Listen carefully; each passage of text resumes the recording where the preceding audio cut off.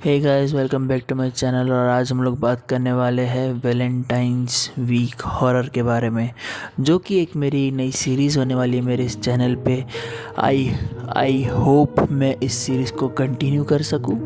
और आज ये पहला वीडियो है, तो आज हम लोग बात करने वाले हैं एक्सोर्सिज्म ऑफ एमिली रोज़ के पीछे जो रियल गर्ल थी, एनेलिन मिशेल, उसकी लाइफ के बारे में कि कैसे उसको ये सारी चीज़ें हुई उसके साथ, या फिर कैसे ये बात जो कही जा रही है कि वो सही में पॉजेस्ड थी, ये सच है या नहीं। क्योंकि मैंने जब इस केस के बारे में देखा ना, तो मेरे को सही में लगा कि यार ये एक्सोर्सिज्म हो ही नहीं सकता है।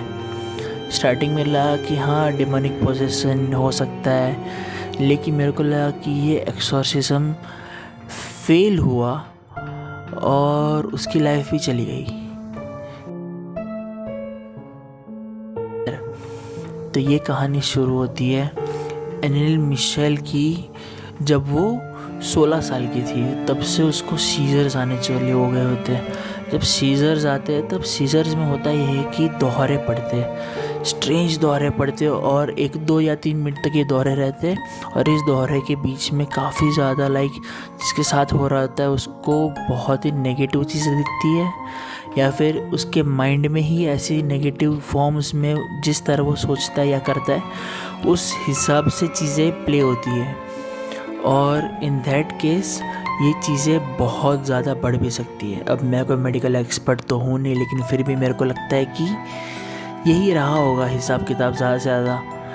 तो 16 साल से लेके 20 साल में उसका मेडिकल ट्रीटमेंट भी किया जाता है, लेकिन मेडिकल ट्रीटमेंट से उसकी हालत अच्छी होनी चाहिए, लेकिन दिन ब दिन ख़राब होती जाती है उसकी हालत, वो ठीक नहीं हो पाती है। तो अब हो ये रहा था कि दिन ब दिन उसकी हालत और से और बद से बदतर होती जा रही थी। ऐसा मैंने पढ़ा है कि उसकी हालत इतनी ख़राब हो गई थी कि वो खुद अपने आप को नोचना चालू कर दी थी। अपना जो यूरिन होता है वो फ्लोर पे पड़ा होता था, उसको कभी लिक कर लेती थी, या फिर जो भी आसपास स्पाइडर्स होते थे, कीड़े मकोड़े, से वो सारी चीज़ें खाना चालू कर दी थी। अब ये सब ये इसीलिए हो रहा था क्योंकि उसको अपना मेंटल कंडीशन ज़्यादा से ज़्यादा संभालना आ नहीं रहा था, या फिर मेडिकेशन से भी वो प्रॉपर हो नहीं रहा था। तो अब जब ये चीज़ें ज़्यादा होने लगी और इतने सालों से हुई आ रही है, तो उनके पेरेंट्स को भी लगा कि अगर मेडिकल काम नहीं कर रहा है तो क्या पता भगवान काम कर जाए। और इनके भगवान चर्च में होते हैं, और चर्च में होते हैं प्रीस्ट लोग। तो ये लोग गए उनके पास कि कोई सॉल्यूशन मिल जाए इन लोगों को, लेकिन जब वो पहली बार गए ना, तब उनको मना कर दिया गया कि नहीं, हम लोग एक्सोर्सिज्म नहीं कर सकते। लेकिन फिर उन्होंने वापस रिक्वेस्ट की, तो सेकेंड टाइम में 2 प्रीस्ट थे जो उन्होंने बोला कि जिन्होंने परमिशन लेकर आए अपने हायर अथॉरिटीज़ से कि हम लोग को एक्सोर्सिज्म करना है। फिर इन लोगों ने अपना एक्सोर्सिज्म चालू किया, और एक्सोर्सिज्म कुछ चला 67 सेशंस तक। 67 सेशंस कुछ ज़्यादा कम नहीं होता, बल्कि बहुत ज़्यादा होता है। क्योंकि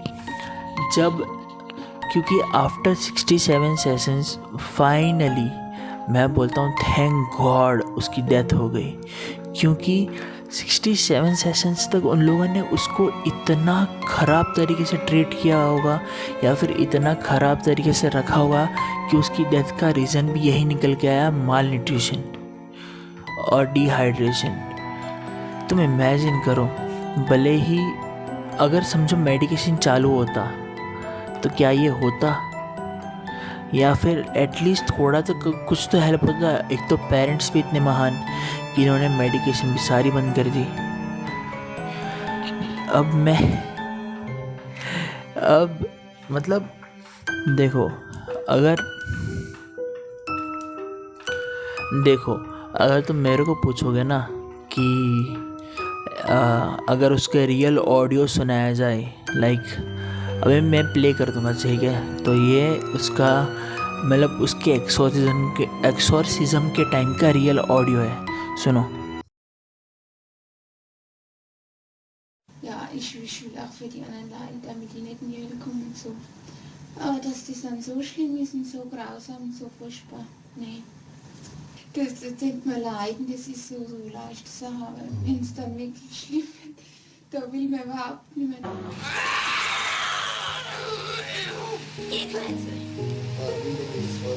Nein, Gekletze! Einmal Gekletze! Oh, so gerne Milanito, ich gerne Sind wir schon 3? सुना? सुनने में काफ़ी कन्विंसिंग और स्कैरी लगता है ना, लेकिन ये कन्विंसिंग और स्कैरी बस इसीलिए है क्योंकि अगर मैं सच्ची बताऊं तो मुझे सबसे ज़्यादा भरोसा है इस चीज़ पे कि ये चीज़ पूरी की पूरी एक डिज़ास्टर था। डिज़ास्टर पेरेंट्स की तरफ से, डिज़ास्टर एक प्रीस्ट की तरफ से जो क्लेम कर रहे थे कि हम लोग एक्सॉर्सिज्म करेंगे, लेकिन क्या पता किसी को कोई श्योर नहीं था कि वो किस चीज़ से डील कर रहा है, या फिर ऐसा भी हो सकता है कि मेडिकल तब तक इतना एडवांस हुआ नहीं था कि जो एनिलीन के साथ हुआ वो उसको ट्रीट कर सके। मेरे को पता नहीं है, मैं अभी भी श्योर नहीं हूँ, लेकिन जिसने मूवी बनाई उसने तो बहुत छापा है कि मूवी मैंने भी देखी है। मेरे को डर लगा था, ठीक है, मेरे को खुद को लगा था कि अरे बाप रे 7 भूत घुस गए अंदर, लेकिन रियलिटी कुछ भी हो सकती है। हाँ, अब इसमें काफ़ी सारी चीज़ें, मतलब इसमें मेरे आर्ग्यूमेंट को अपोज करने वाले भी काफ़ी सारे होंगे, लेकिन मेरा तो काम ही है ये करना। मेरा तो काम ही है कि हर वो चीज़ जो सच्ची लगे या फिर हर वो चीज़ जो झूठी लगे उसको क्वेश्चन करना, तब तक जब तक मेरे को खुद को आंसर ना मिल जाए। और मेरे को खुद को आंसर इस चीज़ का तो नहीं मिलने वाला, ना ही तुम लोग को मिलने वाला है, ठीक है। तो बात बस इतनी आती है कि हैप्पी रोज़ डे। तो ये काफ़ी अलग वीडियो था, ठीक है, ये काफ़ी रॉ वीडियो था और मेरे को खुद को बनाने में काफ़ी अजीब लग रहा था, क्योंकि मैं बता रहा हूँ ये मैंने बनाने का बहुत ट्राई किया, लेकिन मेरे से बन ही नहीं पा रहा था, पता नहीं क्यों। लेकिन फिर भी ये फाइनली आई होप सो बन गया है। और रही बात स्टोरी के बारे में, तो मैंने बताया कि मेरे को विश्वास नहीं होता है।